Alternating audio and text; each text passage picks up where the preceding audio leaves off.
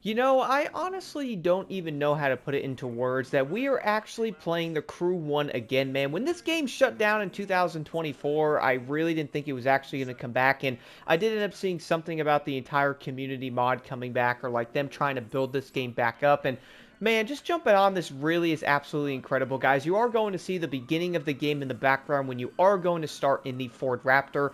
I'm going to be real, bro. I almost fell right into it and went, wow, this game still looks absolutely amazing. And I do think there's going to be some type of like graphical mod that they did end up doing because I gotta be real, this game looks so dang great. The lighting, the way everything does look, the background, the vehicle, and I just really did love the Crew one so dang much. Now, I do know people are probably going to say that the handling and stuff wasn't all that good or certain things along the lines of this game wasn't all that great, guys, but I just jumping back into this game, man, really did feel so dang special to me. I really am amazed, like, how fun this game actually is still. I feel like a lot of people are going to jump on. And if it's going to be your first time, man, it's going to be truly a special experience. Like, look at the water right now with the plane flying over. And overall, I just feel like the Crew really does just give you a special feeling when you are playing it, which is something I'm going to touch on in a video in a couple of days after I do end up progressing more. But I felt it immediately playing the Crew 1. The first mission in the Ford Raptor, man, it just kind of hits you going, wow, the nostalgic factor. This was the first Crew in the entire series, and you know what? It still looks absolutely amazing.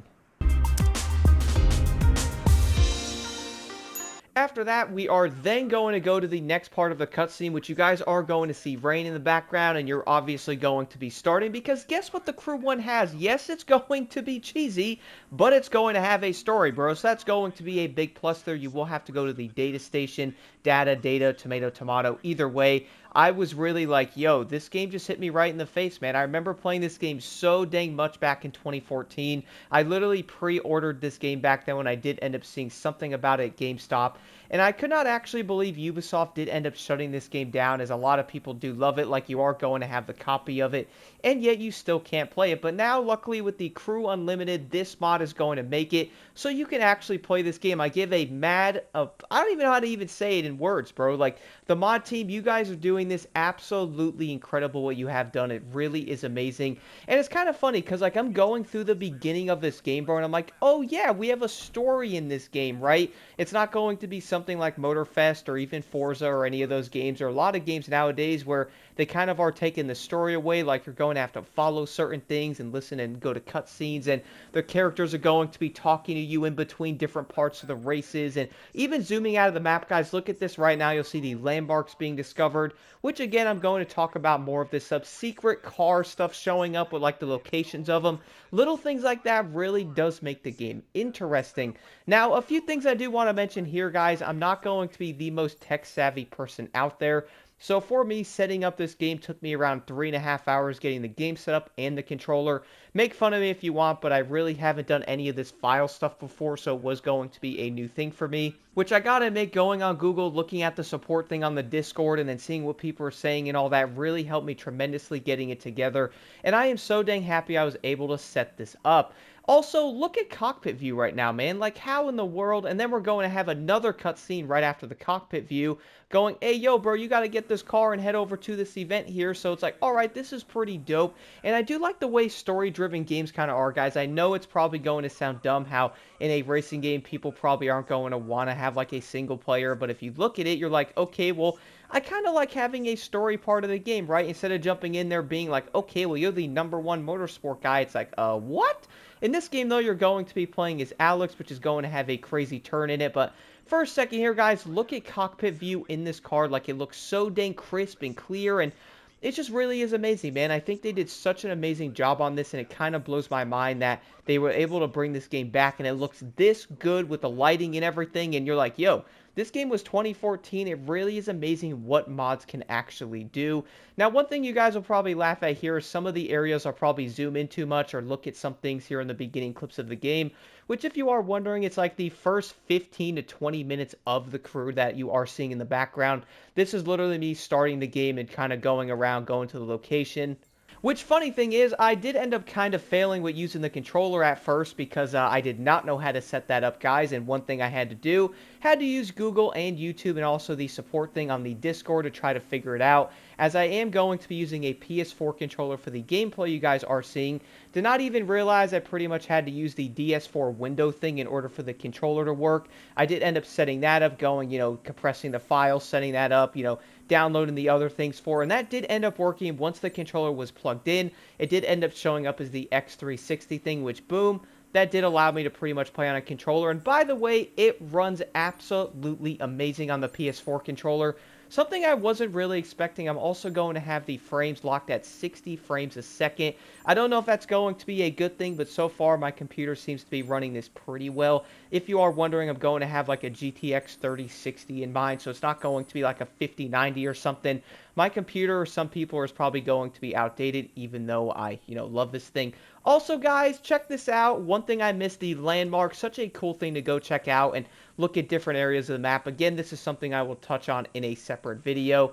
But one thing I really did like about the original Crew game, though, is you're going to start off kind of slow, and then you are going to complete that first race here, guys, with the cutscene, which you are going to be driving the car that you obviously just started in. It is going to be a nighttime race, which I don't know if I'm tripping out or not, but nighttime also looks so dang great, dude.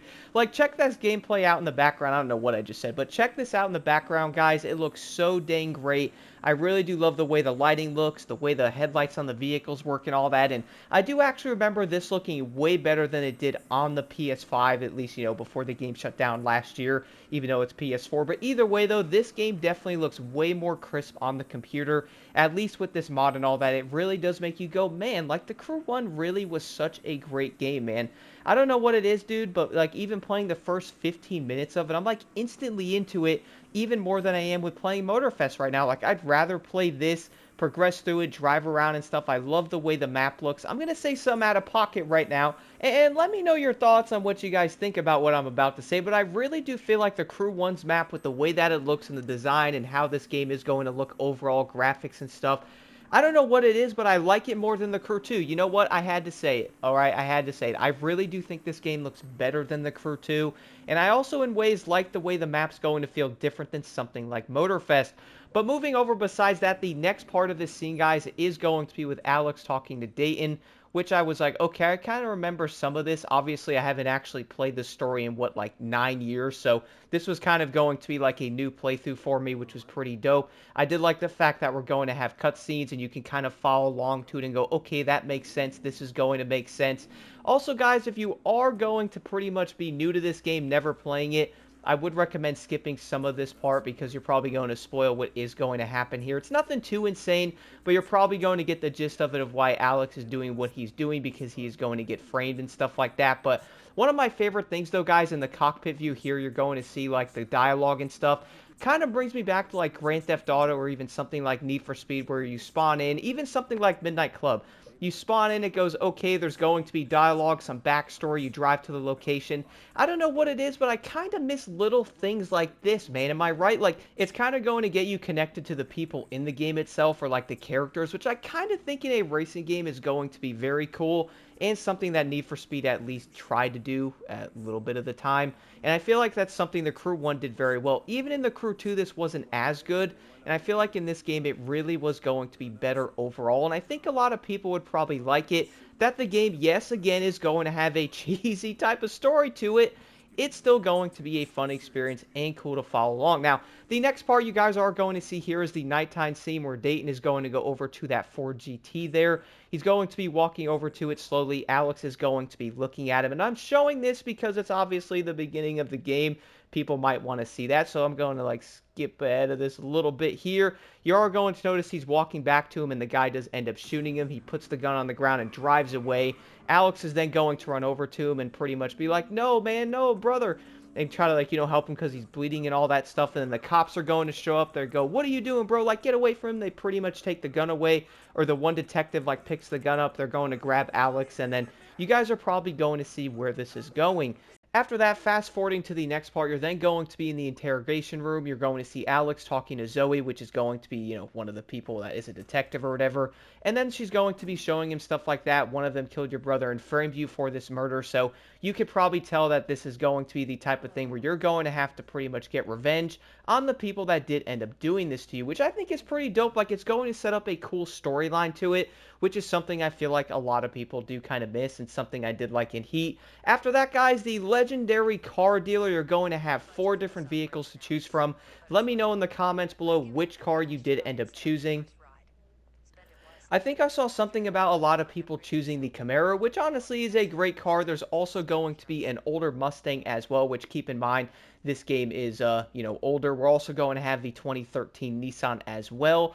And then finally on the end, which is the car I did end up choosing, is going to be the Dodge Challenger SRT8. I was like, you know what, let me start in a different car that I never used back in the day, because I think I used the 350Z or 370Z back then. I might have even used the Camaro. Honestly, man, I really have no idea. It's been so dang long. But going into this vehicle and starting off and going, oh yeah, you're going to be in a full stock vehicle. You got to go to a tuner and actually level the vehicle up. There's going to be different, like, actual, like, part things you can buy for it, which for one, you're going to have like a street tuner. You can buy different levels, like level 1, level 10, level 20, and stuff like that. Just another thing I really did like about this game, which I will touch on in a separate video. And my goodness, man, it really is weird seeing like the street tuner, because I played this game so dang much back in the day, dude. I just love the way the crew actually flowed. It was so different than everything else. Like, for example, guys, look at the background and cockpit view there for a second. Then I am going to go back into it because, being newer on the controller here on the PC was kind of odd to me. But just looking at the way the game looks at nighttime and cockpit view, man, like, you would not actually think this game came out when it did. Like, it really does look so dang great. And again, though, if there is going to be a mod thing for the actual graphics, it looks amazing, especially at nighttime here. Like, I'm getting the vibes of that going up to the street tuner, loading into it. It's going to explain to you, like, what you can do, and I also love that from the original crew trailer, man. Really was going to be absolutely amazing. But either way, though, guys, this game really is going to be so dang special to me. I love the Crew 1. Do stay tuned for more videos, and I gotta say it again, if you haven't played this game yet, man, you are going to be in for a treat. And also, quick thing about this as well, I do know for a fact a lot of people are going to probably be a bit confused trying to set this game up. I can confirm to you guys, someone who's going to be newer to the computer side of stuff, at least going into like files and doing all this stuff to play the game, it really wasn't that bad once I did end up figuring out how to do it. I would recommend not giving up and stuff. It is probably going to be a tad confusing, like trying to get the game to launch, downloading the TCU launcher, then adding the file to and all that stuff. But honestly, it's really not as bad as I thought it was going to be. On the Discord itself, which I will leave a link in the description for that, guys, there's also going to be different things in there for like troubleshooting issues, or if you're having problems and stuff, and even just setting it up. There is going to be pretty much everything you need in there. Again, guys, shout out to the mod team as well, like Wayme and all those people. Absolutely amazing. Chemical and all of them. It really is amazing how good this game is, and I can't wait to jump in. Stay tuned for a lot more content coming out. Honestly, I feel like I could play this more than TCM. It's kind of wild.